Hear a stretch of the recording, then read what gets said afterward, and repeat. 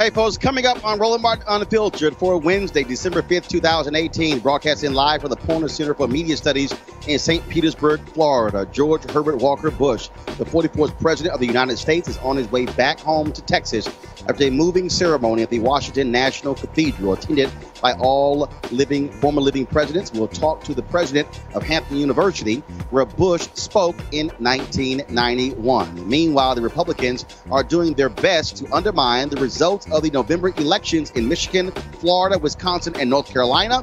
We'll talk to people on the ground in Wisconsin and North Carolina about the devious plans of the Republican Party. The value of a home in a black neighborhood is worth nearly $50,000 less than the same home in a white neighborhood. There are severe consequences of this so-called segregation tax on those black neighborhoods. Dr. Andre Perry is here to break it down. Also, another crazy-ass white woman in hot water for calling a student a bad name. Yeah, some say prick, but we know exactly what it means. They have the recording. I don't know what's wrong with them. And the New York Times published an opinion column with the headline, "Why We Miss the Wasps," in relation to President George H.W. Bush. No, we don't. And trust me, you don't want to miss me taking the writer to school when it comes to this particular issue. Folks, it's time to bring the funk. I'm Roland Martin Unfiltered. Let's go. Whatever the miss, he's on it. Whatever it is, he's got the scoop, the fact, the find. And when it breaks, he's right on time and it's rolling. Best believe he's knowing. Putting it down from sports to news to politics. With entertainment just for kicks, he's rolling. It's on go, roll, y'all. It's Roland Martin, yeah. Rolling with Roland now. He's funk, he's fresh, he's real, the best, you know he's Roland Martin now.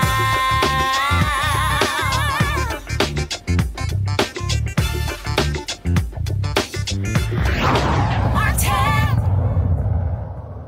Today at the National Cathedral in Washington, D.C., more than 3,000 invited guests, including all living presidents, met there for the funeral of President George H.W. Bush. He, of course, the 41st president of the United States. Among those there, of course, his son, President George W. Bush. Also, his son, Jeb Bush, former governor of Florida. Eulogies from George W. Bush, Bush biographer John Meacham, and also former Senator Alan Simpson all took place. Everyone agreed not to trash talk Donald Trump, even though he was there, gave pretty much a cold response to the Clintons, only shaking the hands there of President Barack Obama and Michelle Obama as well.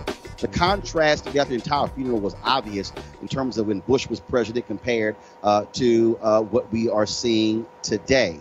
And so all across, of course, here's a video there of the former living presidents there. Also, of course, you had the vice presidents, Dan Quayle, who served under President Bush. You had Joe Biden, who was there, in addition to Al Gore. All of those vice presidents were there, as it was a packed church. George W. Bush talked about the final words from his father, where he got emotional. You see right there where he was tearing up laughing about, of course, some of that eulogy, but also tearing up because the final words of his father was, "I love you." And so today, of course, was a national day of mourning for President George H.W. Bush, a national day. Donald Trump called for that.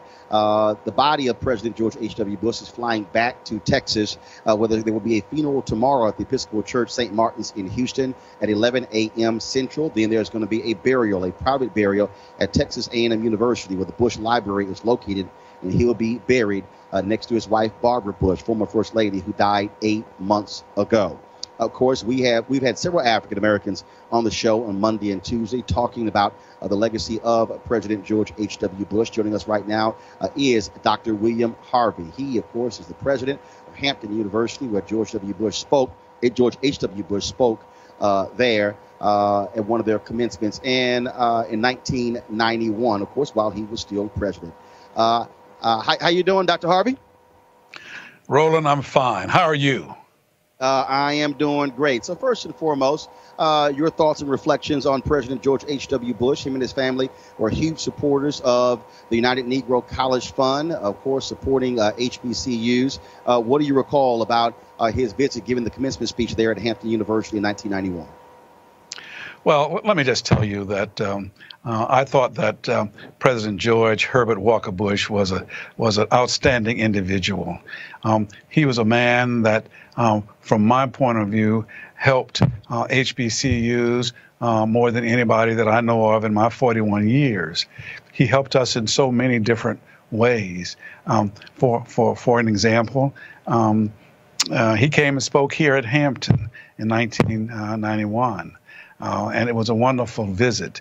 The amount of money to HBCUs went up from 89 to 1990, over $118 million. He encouraged consortium agreements among HBCUs and research institutions out in the Midwest to try to get HBCUs to do more research. He encouraged and directed that more money be spent on science and STEM fields. So he was just a terrific fellow that supported all of his life black colleges. When he was a student, undergraduate at Yale, he founded, not just being active, but he actually founded the UNCF there. He was always very supportive of HBCUs right up until the time that he passed. I can even say to you, after he left office, during my 25th anniversary here at Hampton, and this is my 41st year now, the MC came to the mic and said that they had a surprise. There was a video tribute to me from him. I knew nothing about it, and I was just as surprised as everybody else. He said some awfully kind things about me, but he was also very humorous, because at the very end, he said to the trustees who were present, Dr. Harvey has worked tirelessly for Hampton and the nation, and said he's due a sabbatical. Why don't you give it to him? Well, that got a big laugh, and then the next day, the trustees did give my wife and me a sabbatical for 9 months down the Hilton Head. What I'm saying is that he was very supportive. I can give you a lot of examples. Let me give you another. During his tenure as president, the then Solicitor General filed a friend of the court brief with supporting the state of Mississippi against the black colleges there.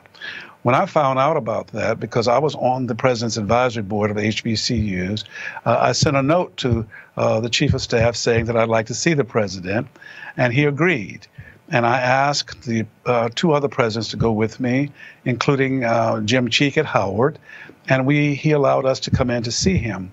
So I said to him that, Mr. President, I know of your support for black colleges, and I was a little surprised that your administration has filed a friend of the court brief for the state of Mississippi.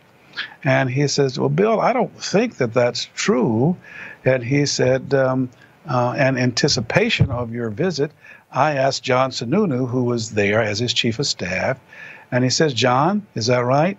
So Mr. Sununu gave him a piece of paper that he let me see where he said that wasn't correct. So he looked at me and said, Bill, I just don't think that that's true. I said, Mr. President, with all due respect, it is true. Well, he got a little upset, and he said, Boynton, he was talking to C. Boynton Gray at the time. He said, find out what the story is and get back to me. And he said, Bill, can you come back at 2 o'clock today? I said, of course, Mr. President. So I went back, and I was ushered into the Oval Office, and when I walked in, he was laughing. He said, Bill, I should have known you knew what you were talking about. He said, but that's being corrected as we speak. We will withdraw that friend of the court brief on the side of the state of Mississippi.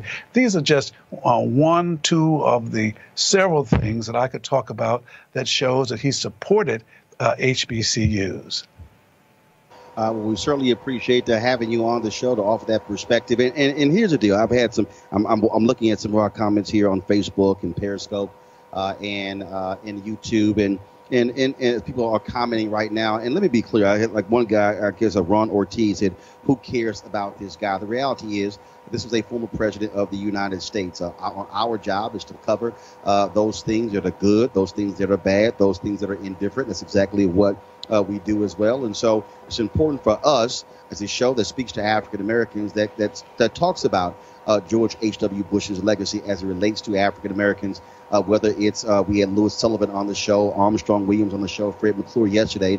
But also we've talked about the Willie Horton ad. We've talked about, of course, some other issues as well. And so our job is to cover all those perspectives. And that's why we have you, Dr. Harvey, to give that the personal recollection. And again, I had not heard that story you just told about his DOJ taking the position in the Mississippi case. And by you mentioning it to him, he then by rescinding that. And so, again, that's also an important part of history that also needs to be told.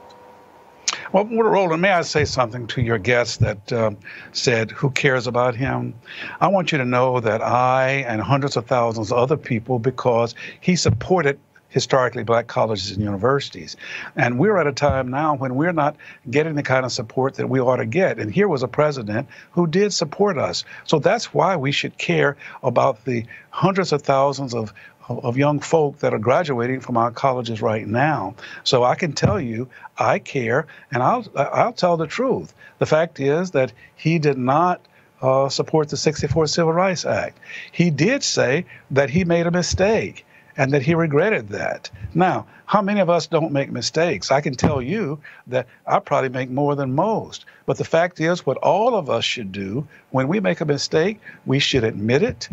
We should say that we aren't going to do it anymore and move forward. And I think that that's what all of us, that's a mature way of acting. And as you know, Roland, more than I, and, you know, I enjoy you when you come to our campus. I enjoy your show because you tell it like it is. Well, we need to tell it like it is and don't sugarcoat it. He helped black colleges, which means he helped young folk. And I'm as pleased as I can be that he did that. I'm pleased that he listened. And in that one instance that I gave, that he reversed the Solicitor General in that regard. So, yeah, there are those that care about black kids and black colleges, and he happened to have been one. All right, then. Well, Dr. William Harvey, we appreciate it. And I like that backdrop there. You got at Hampton University. See, that's how you do it right there. You know, always have that branding going. Well, listen, Roland, you've been here, and we enjoyed you, and I want you to come back. And I'll just say, without blowing any smoke up your pants leg, we enjoy you and your wife, and come back to see us. And you keep on telling it like it is. And let me say this before I sign off, if I can. Mm-hmm. We need more people who will reach across the aisle, because everybody thinks they're right. The left thinks they're right, the right thinks they're right, and the fact is we need to learn to compromise, and we need to make sure that we try to work for the people and try to make this a better life. And as long as we can do that, then I think that that's what all of us should try to do. And that's certainly what I'm going to try to do, and that's what I preach and teach to the young folk here at Hampton. All right, then, Dr. William Harvey, we appreciate it. Thanks a lot. Thank you. All right, now introducing our panel, A. Scott Bolden, former chair, National Bar Association PAC. Also, Reverend Derek McCoy, Executive Vice President for the Center for Urban Renewal and Education. Dr. Cleo Monago, socio-political analyst and activist. Cleo, I see the hat you got on today. At first I said, who the hell is on my show with a Make America Great Again hat? So then when they zoomed in on your hat, I was like, yeah. I said, leave it to Super Black to wear the hat, make Black America woke again. So indeed. Appreciate that. So Clea, first of all, I want to start with you. Of course, you had the state funeral today, and you had, of course, all the former living presidents there. But it was real clear that it was nice of the Bushes to invite Donald Trump, even though he trashed the family on numerous occasions. But it really was listening to the eulogies, listening to the folks, the kind of contrast that was there between the 41st and the guy who's there now.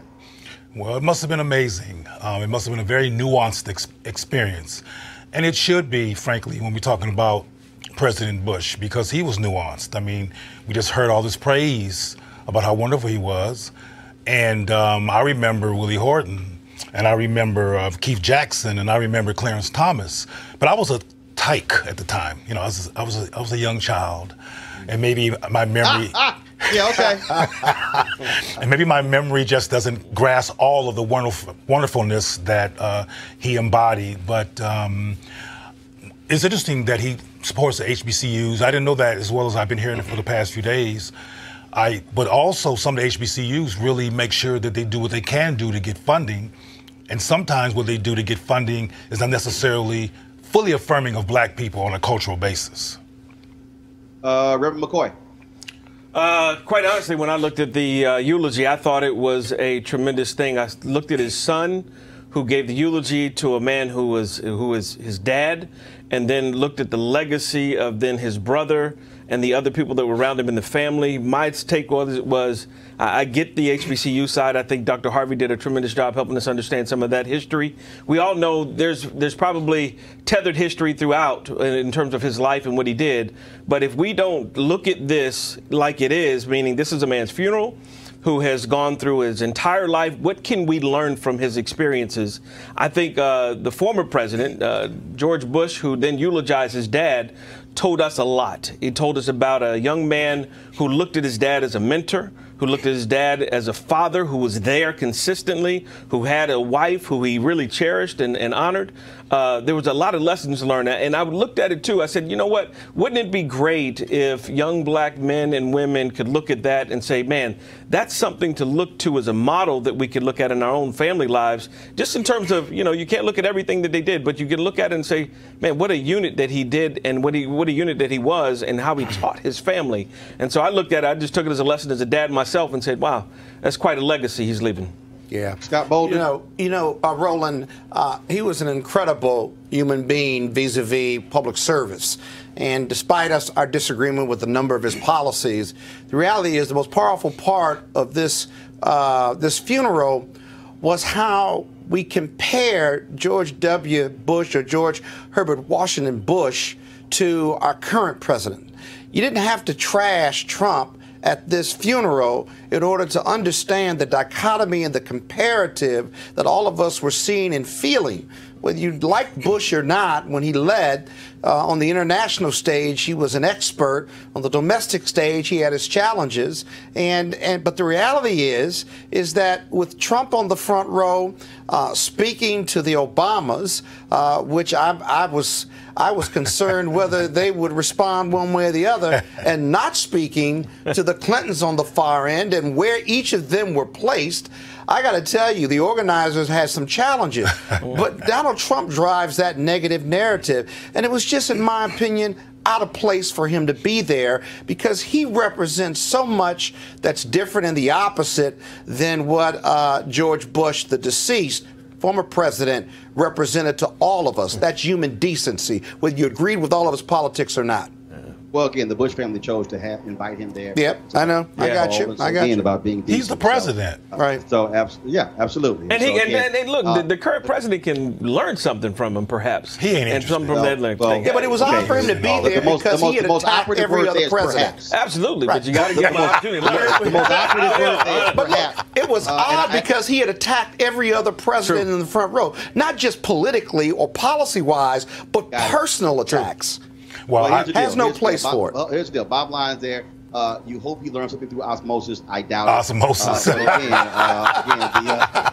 the Bush family will put the Bush family will put their patriarch to rest tomorrow. Again, Texas A&M University at 6 p.m. And so the National Day of Mourning, of course, ends tonight. Let's go to our next story, folks. The Republican Party, not just Donald Trump, is just plain trying and succeeding in ignoring election results and the will of the people. First, with voter suppression, then rejecting registrations as well as ballots. And if they lose, trying to reverse the outcome of elections with legislation. Case in point right now, what is happening in Florida, delaying the implementation of Prop 4. Of course, that was the law that was passed that gave the voting rights to the formerly incarcerated 1.4 million people, Desmond Meade, and he, of course, fought for that for 10 years, and now they're trying to delay it. In Michigan, Republicans who control the legislature are poised to give themselves the authority to stand up for the GOP, really backing laws if they think incoming Democratic governor and attorney general are not adequately defending the state's interests. In North Carolina, trying to rush certification of an election before their election fraud is fully exposed. In Wisconsin, where last night the legislature, cut the power of the incoming Democratic governor and attorney general. Talk about absolutely crazy. Joining us right now is Wisconsin State Democratic Senator Lena Taylor, one of two black senators in Wisconsin. Senator Taylor, glad to have you back. First of all, on Roland Martin Unfiltered, we talked to you, of course, when I had News One Now and yes. 1. And talk about just absolutely crazy what is happening there. You were up all night watching the will of yes. the voters being grossly overturned by Republicans in Wisconsin. Exactly. Roland, first of all, thank you for having me. It's such a pleasure to be with you again. It's always good. I love watching you. I love hearing you. I love seeing you on Facebook. But yes, what happened yesterday was just completely an assault on democracy. It was a power grab, as many people will say, but they were democracy gangsters. That's what they were. And they literally tried to silence the people. They did, very candidly, strip the governor, strip the attorney general of powers and give it to the legislature. And it really is a separation of powers issue from my perspective. And it is also blatant retaliation for the southeastern portion of Wisconsin that said, we've had enough is enough, and we need a new direction.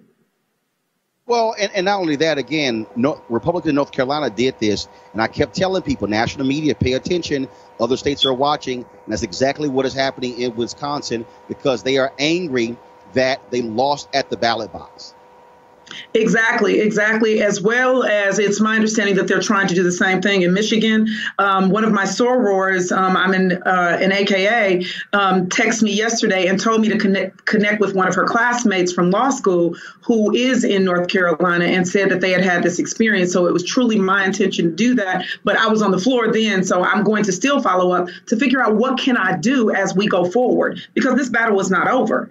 I mean, they've definitely done some things that will have to be challenged in the court, but part of my concern is they've also stacked the courts, both in Milwaukee County, other places in the state. I mean, we have our top cop that's just been assigned to the court by the governor, who is riding in the back, and a co-conspirator to this nonsense, and has agreed to sign such legislation. And it clearly shows that they're connected to their donors. They're connected to interests of everybody else other than the people. So, yes, it's happened in the places you've said, but it's also happening in Michigan. And we need to make that connection. I wish I had paid attention to that. I think I didn't realize that we were going to, take back the gubernatorial seat. I'm glad that we did. I didn't realize that we were going to take back the AG seat, but I'm glad that we did. And because people came out and early voted, they want to silence people's ability to early vote. And in particular, they want to make it where they've shrunk, where we can only early vote for 2 weeks. So last question for you. Obviously, we saw the recall of Governor Scott Walker, which he beat back.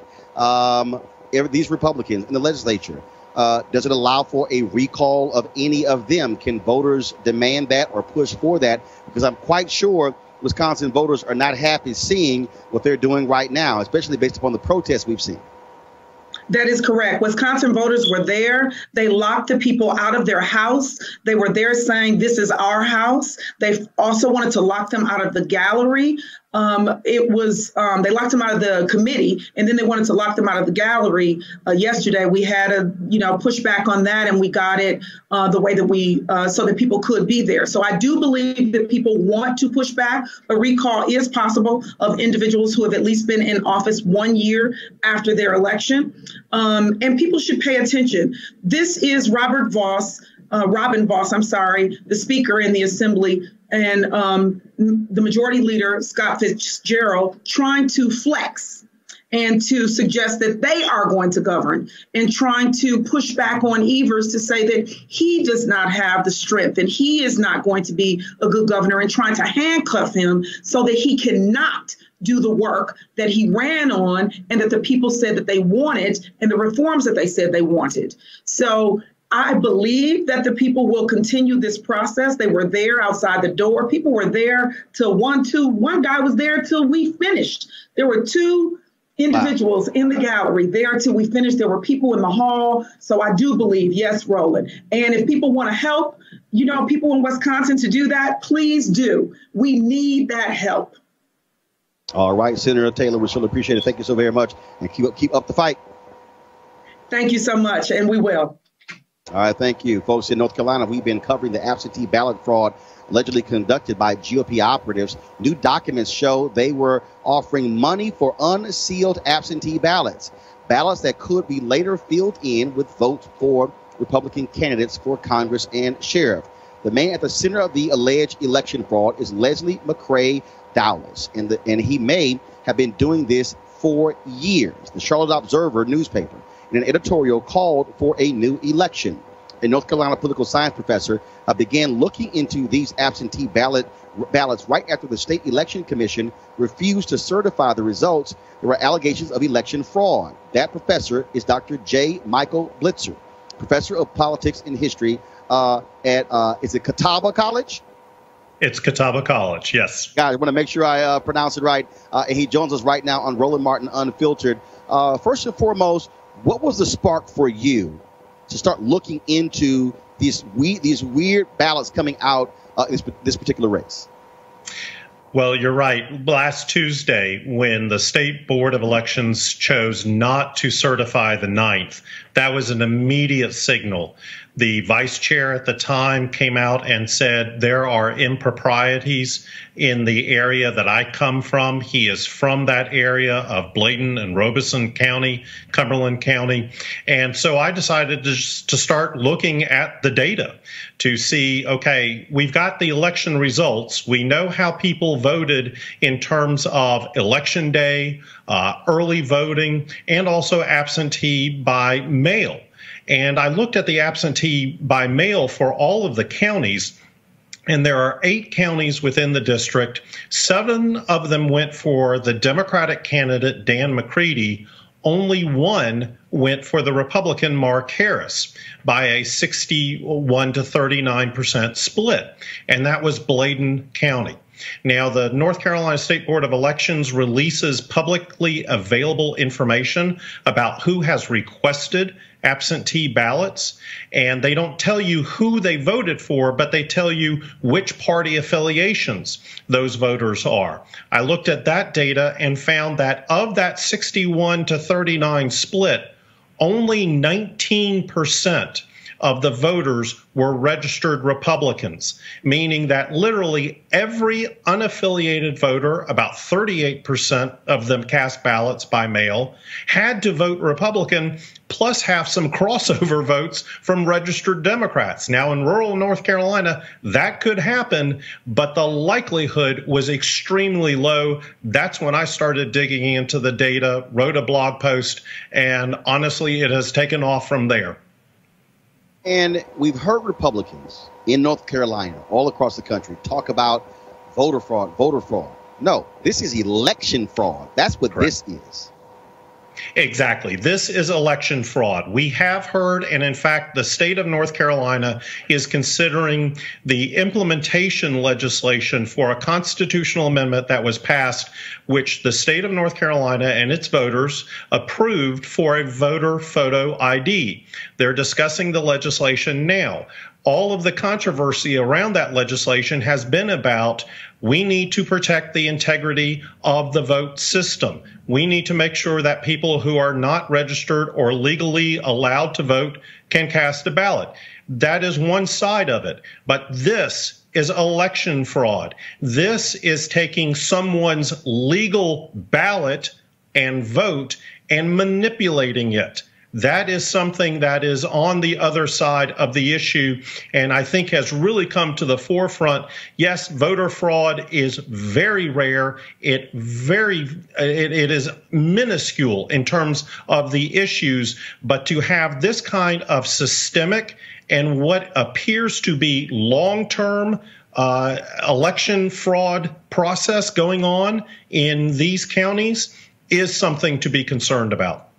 And now we're hearing about who this guy was and how he had been doing this in numerous elections. I mean, so essentially what you had is a clear, defined operation going.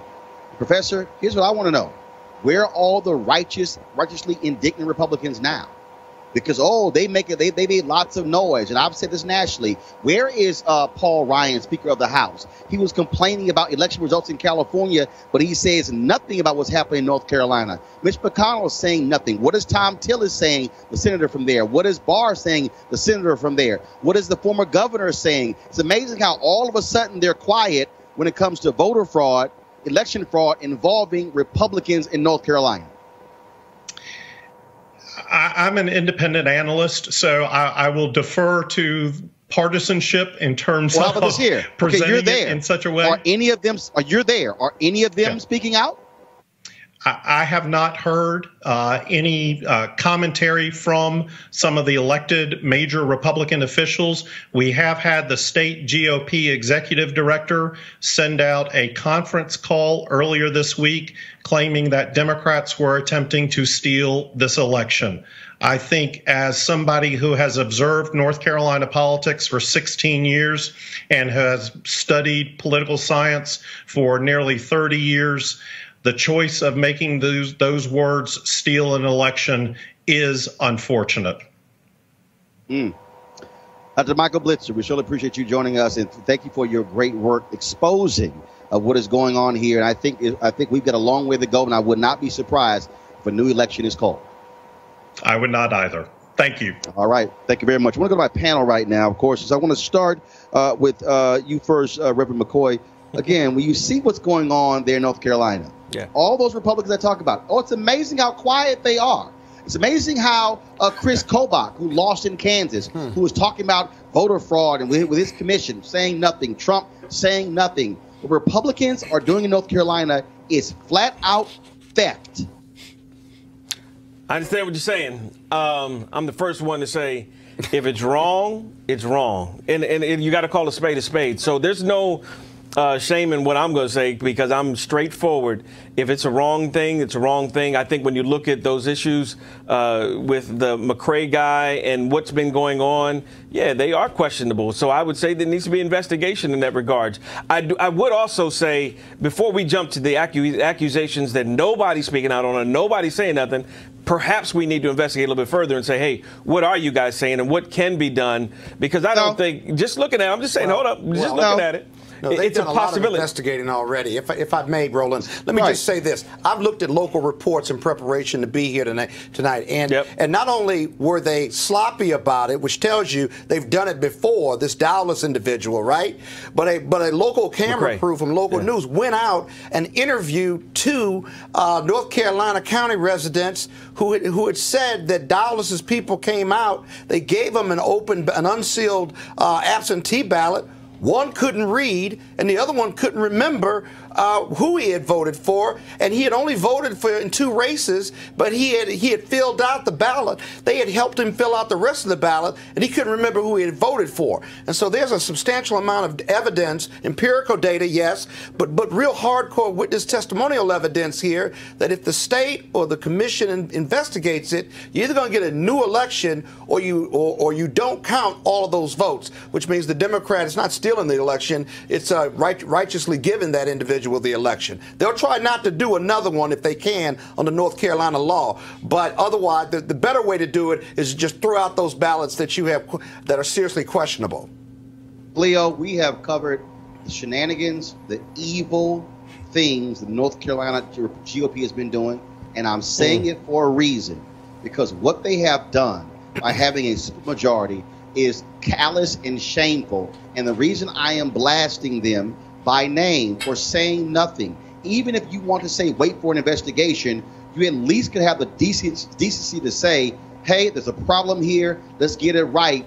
But they don't want to do that because this shows how Republicans have been involved in a wrongdoing. Cleo?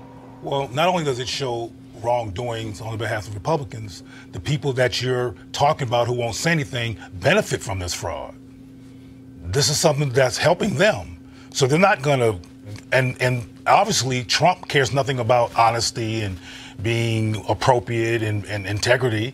So they're not offended by this anyway. And the bottom line, as I said, it's good that you're blasting them, because somebody needs to blast them, because there's people all over the media landscape who I think are on their side as well, who are very neutral in terms of how they talk about the incident. But the bottom line is that the people that you're talking about who won't say anything are not going to say anything, because all this corruption is in benefit to them.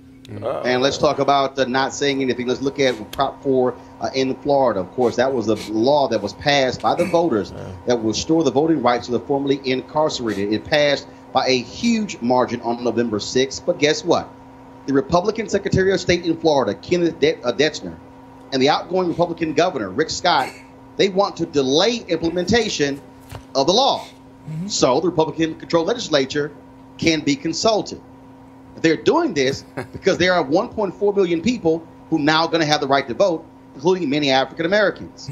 So the question is this, Reverend McCoy, I'll start with you. What the hell? This thing, Reverend McCoy, what the hell? Yeah, Reverend McCoy, what the hell?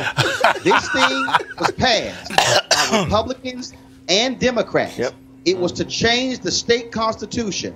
The point of this referendum is to take it out of the hands of the Republican legislature, where they have a supermajority. So now all of a sudden, let's consult the legislature. Again, this is ignoring the will of the people. I agree. It's one of those things.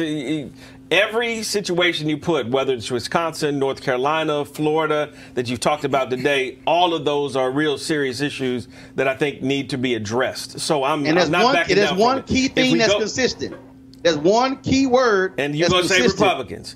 Now, Michigan, Florida, Wisconsin, North Carolina. Right. The GOP.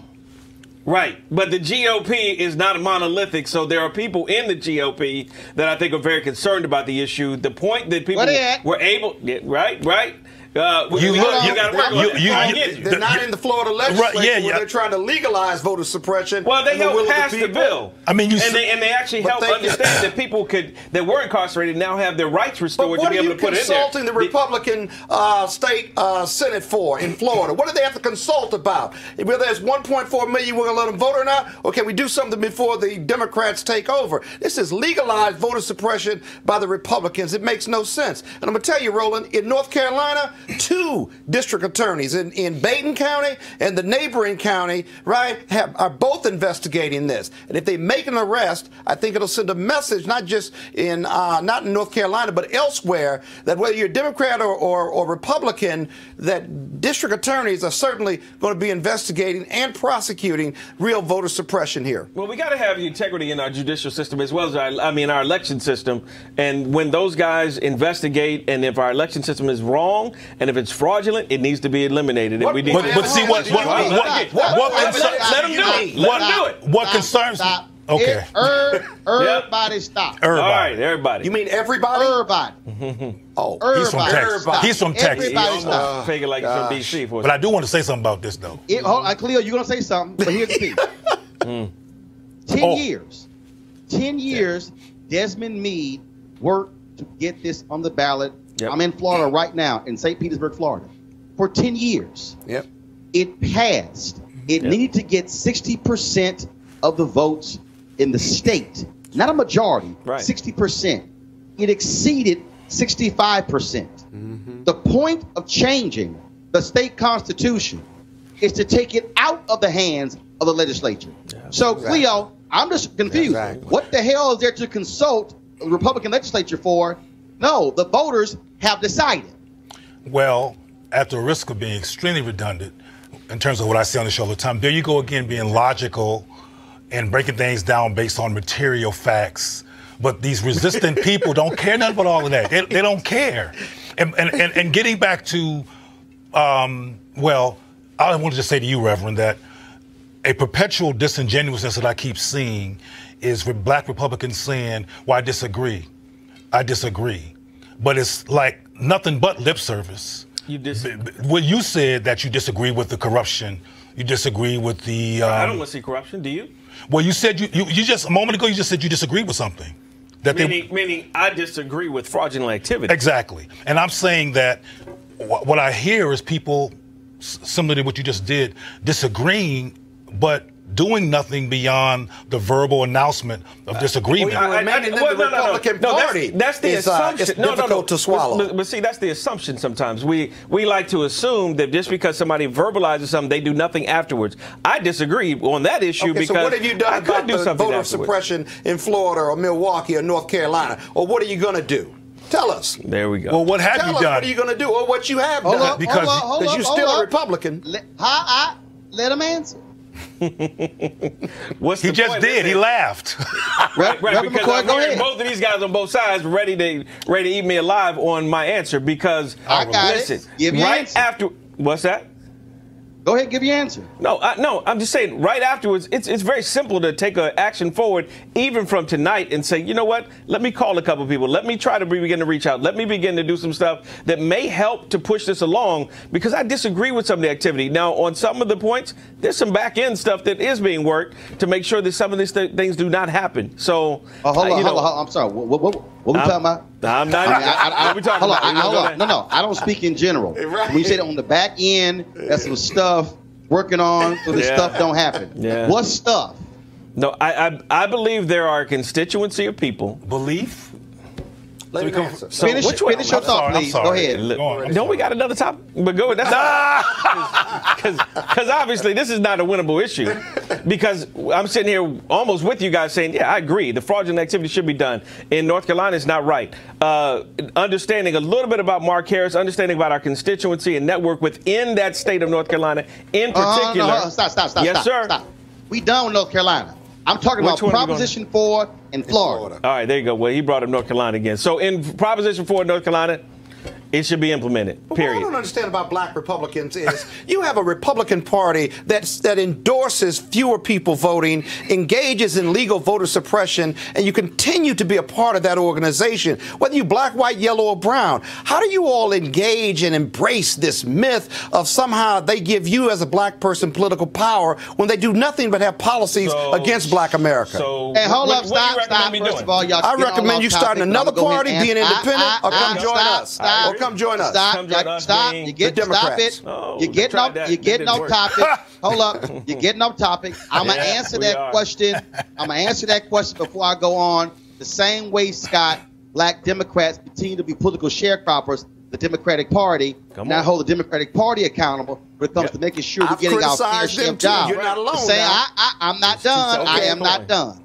The same way black Democrats don't say jack and jamming up Nancy Pelosi when it comes to employing black people on Capitol Hill and Chuck Schumer on the Senate side. The same way black Democrats don't kick the ass of Democrats when it comes to making sure proper dollars are going to black consultants, black posters, black event planners, black caterers, and black folks that way. But when you say that makes neither one better. You're not making the argument better.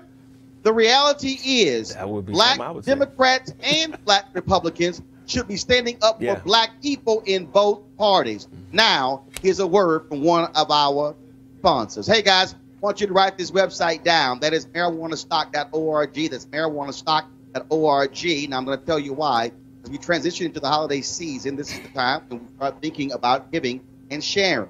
Sometimes the best gift you can give somebody is an opportunity that could potentially change their lives economically. That's why our friends at Transatlantic Real Estate have created an investment opportunity for the everyday investor. It involves legal marijuana and crowdfunding. No, we ain't trying to give you weed. We're trying to get you to make money off of weed. Now, we all know that legal marijuana has created one of the fastest growing industries in America, a multi-billion-dollar industry. We also know that crowdfunding makes it easy to be an early investor to get in on an opportunity. It really is a no-brainer. But it gets even better. Transatlantic Real Estate is different, and they have a business model that is simple to understand. They buy land that supports marijuana grow operations and lease it to licensed, high-paying tenants. Now, did you hear that? You are investing in the landlord of a licensed marijuana farm in a high-growth market. And for a limited time, you can invest as little as $300 up to $10,000 before the company goes public. Now, here's some more good news. They recently extended the offer, which means you still have time if you take action now. Now, keep in mind, you must complete and confirm your application to participate. So be sure to complete the process. Now, look, don't spend all your money over the holidays and end up with empty pockets and buying stuff that you're not going to be able to use a year from now. Instead, get a return on your investment. You can also consider making an investment for someone special. Now, how's that for a holiday gift? Yes, you're welcome. To get started, go to marijuanastock.org. That's marijuanastock.org to get in the game right now. All right, folks, we talk about investing. And, of course, for Americans, one of the greatest investments to build wealth has been home ownership. But there's been a segregation tax. Black folks know this very well. And, of course, and that's what social scientists call the undervaluation of homes in black neighborhoods. Now, on average, the same home in a white neighborhood is worth nearly $50,000 more than the same home in a black neighborhood. Overall, that's $156 billion in lost value for black homeowners. And that segregation tax has a big effect on what happens in those black neighborhoods. Joining us right now is the author of a new report detailing the damage from this. He's from the Brookings Institution's think tank. Joining us right now is Dr. Andre Perry. Back to Roland Martin Unfiltered. Now, Andre, of course, we've heard about this in so many other areas, but to see these numbers and see what that means is stunning for some people, because you talk about wealth. Again, Americans have been able to improve wealth, home ownership, taking that money, reinvesting it, passing that money down through inheritance to their children. And so black folks have been getting the short end of the stick from the moment we were able to buy home. Yeah, and when something goes wrong in the black community, people like to say it all starts at home. And what they are trying to say is that there's a cultural pathology in the black community. But the reality is that it does all start at home, but it's about the devaluation of black property. That $156 billion should be going into schools and other municipal services. It could pay for tuition. It would actually pay for more than 8 million college degrees at the public rate. It would fund more than 4 million businesses, given the rate that most black businesses start. It would have funded the entire Katrina recovery efforts. $156 billion changes lives. It's the money that's necessary to uplift our communities and individuals. And so it's an enormous number, and I'm glad that we have put the data out there, because some people look at it and say and get disheartened. I look at the numbers and say, hey, now we can name our price. You can go to brookings.edu, look up your metro area, and you can see the price difference. And because what's also encouraging, we know our homes are actually worth more than what they are priced, meaning that we should be investing more in our community. We should start businesses in our communities. We should take risk and improve our homes. The price is inaccurate. And this comes after very rigorous data. If you look at the report, we control for everything from crime, housing structures.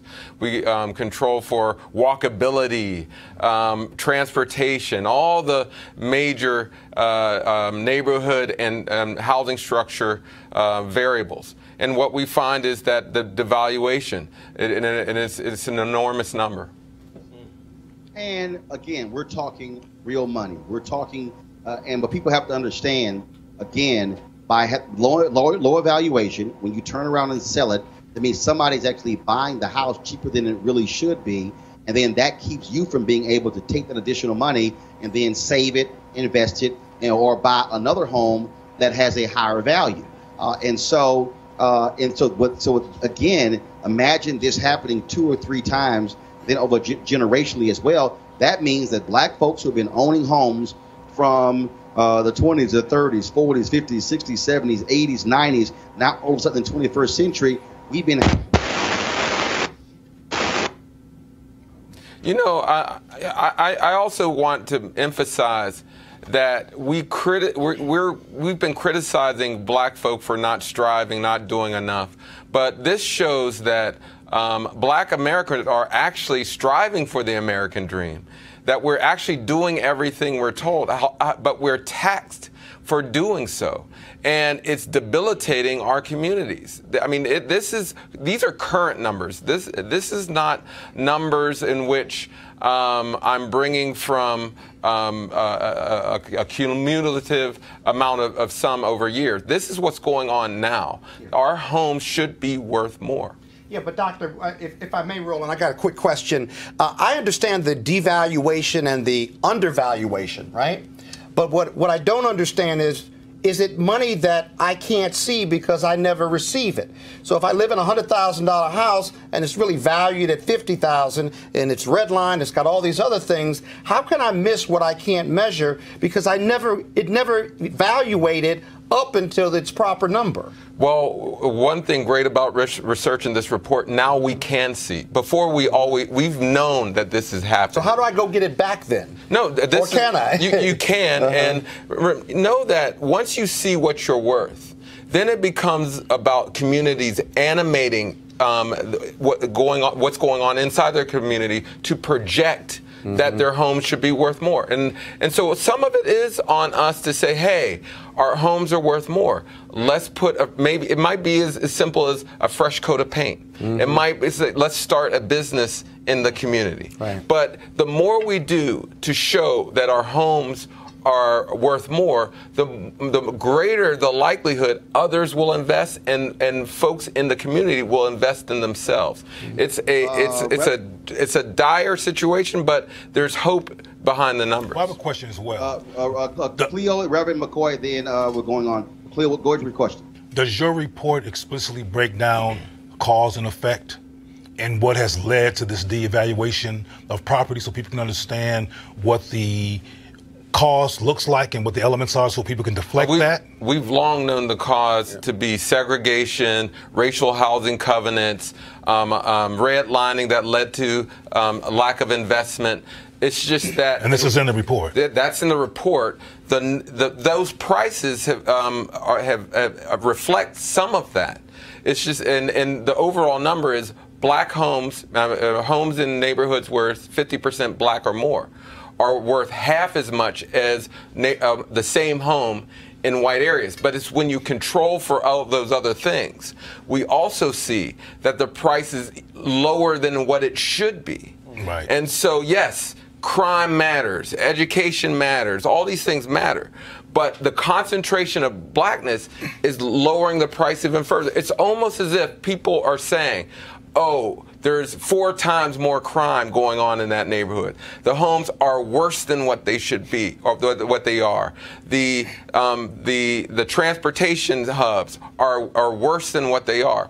There's this projection of negativity that's lowering values more than what they should be. So what happens if that black family moves to a white neighborhood? Does that devaluation follow them? No, well, we looked at the concentration of blackness. So as long the whiter the community, the more you're coming close to market value rates. Right. And so it's concentration of blackness matters. Reverend McCoy, final question. Yeah, from a quick one. From a policy standpoint, what can we do to improve that? Because I was participating in a town hall not too long ago in Chicago, and some of the representatives there didn't even understand it because we looked at the valuation of property there and in the west side and what it was right around the corner, and it was very different. You know, a lot of the regulations that that occurred under the Obama administration have been eroded, and they were not perfect. What is clear, we do need race-based regulations. And some have argued we deserve reparations based on these numbers. Yeah.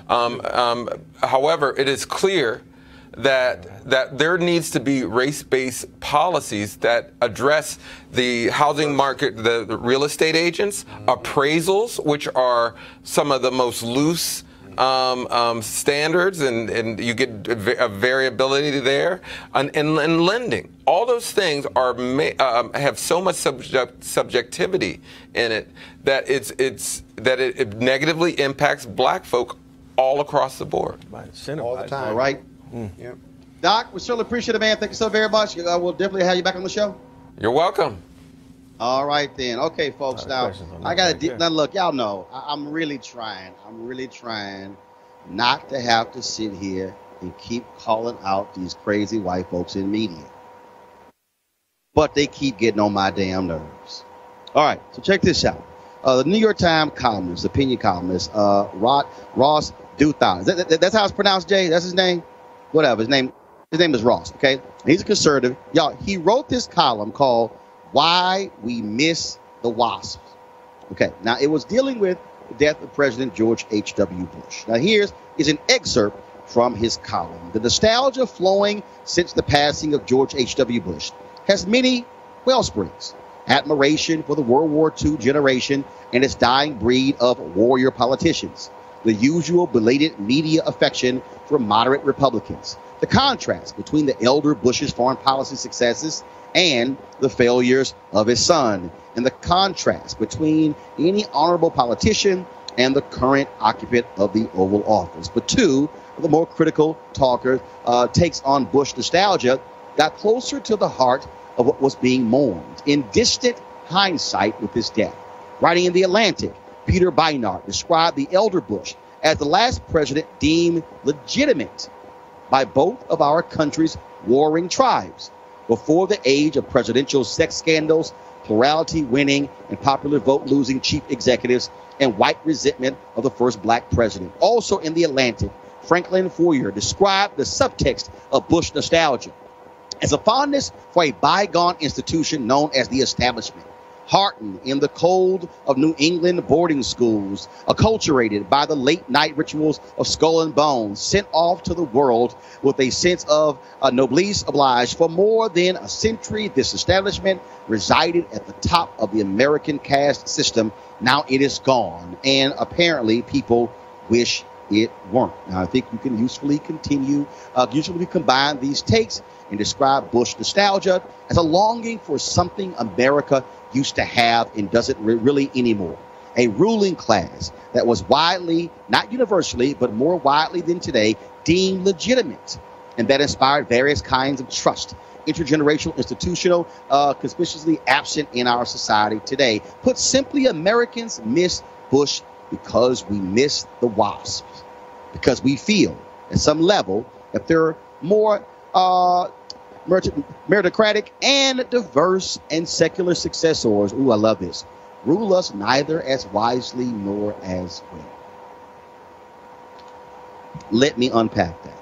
So what essentially he is trying to lay out is that you had white Anglo-Saxon Protestants like President George H.W. Bush, who ruled in a different way than those who followed him, including his son, including Bill Clinton, including Barack Obama, including Donald Trump. And when he says that we're longing for this, the issue that I have with this is that Ross was tweeting and he tried to say that, well, no, what I really meant by that is the service of these WASPs in terms of their commitment to public service. Well, here's why that is such a trash and trifling analysis by Ross.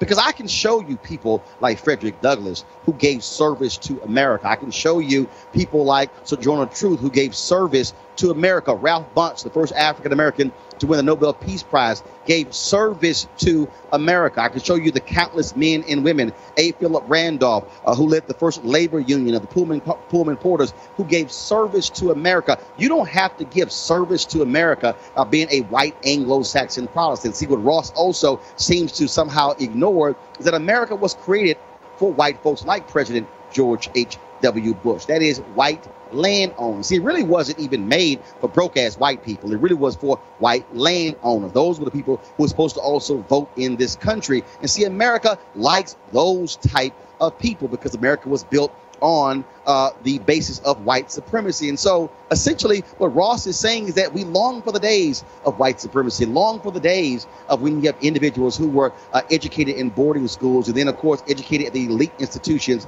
of Yale and Harvard and Columbia and Princeton, all the Ivy League schools. And I dare say, no, Ross, there are many other Americans who have given their lives of service to this country who didn't go to Yale but who went to Howard, who didn't go to Princeton but who went to Spelman, who didn't go to the boarding schools, who went to public schools, individuals who understand also what it means to be American. So no, Ross, we don't long for the days of WASP running America. We actually long for the days of when individuals who live in real America, America who's actually had to deal with something, folks who didn't get hooked up as a result of their white privilege, folks who also did not use their white privilege to get their children in schools that they didn't have the grades to get into. Even George W. Bush admitted so in 2004 when I was one of the 4 journalists who questioned him at the Uni Journalists of Color Convention in Washington, D.C. And the problem that I really have with that piece is the New York Times is run by a black man,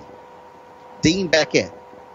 So how does America long for the day when WASP ran the country when the first time in the history a black man is your boss at the New York Times?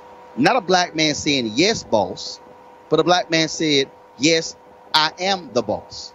See, the real issue, and I keep telling y'all, and at some point y'all gonna realize this, is that the problem that we have, white folks are fearful of the future. They are fearful of America, where the WASP will not be controlling this country, where we are not going to have the day that every time this is a Supreme Court nominee, they're going to come from Harvard or Yale.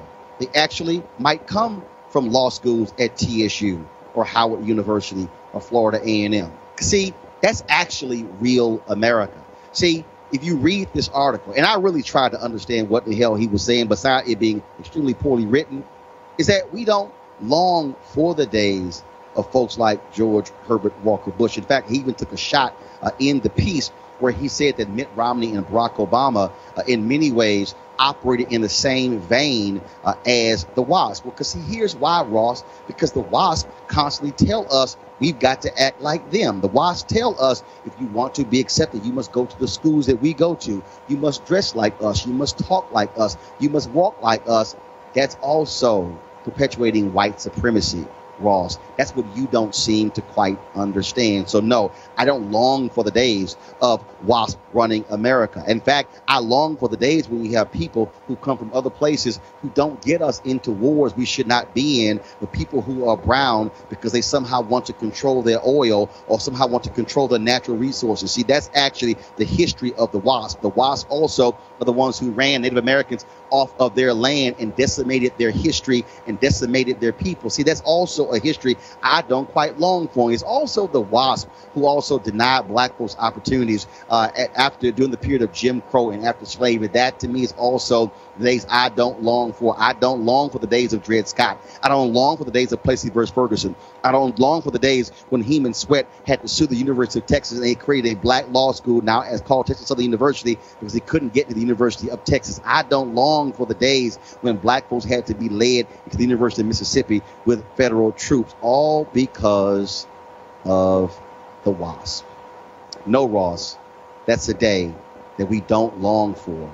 And in fact, we are more than happy to say good riddance. I want to thank Reverend Cleo and Scott Bolden being on my panel today. Thank you so very much, folks. Also, thanks for all of you for joining us who have been watching on YouTube, Periscope, and Facebook. Don't forget, we want you to support Roland Martin Unfiltered. by joining our Bring the Funk fan club by going to RolandMartinUnfiltered.com. We certainly would appreciate if you would support us with your dollars. This is, of course, an independent show. No company owns us, doesn't control us. We make our own decisions to be able to talk to you, provide for you of information that you need. Tomorrow I'll be broadcasting from New York City, where I'll be on a panel tomorrow morning talking about the future of TV news. So we certainly look forward to bringing you more insightful commentary and information that black folks need, that black folks desire, and frankly, that mainstream media, broadcasting cable will not give you. All right, y'all take care. I'll see you later. Holla!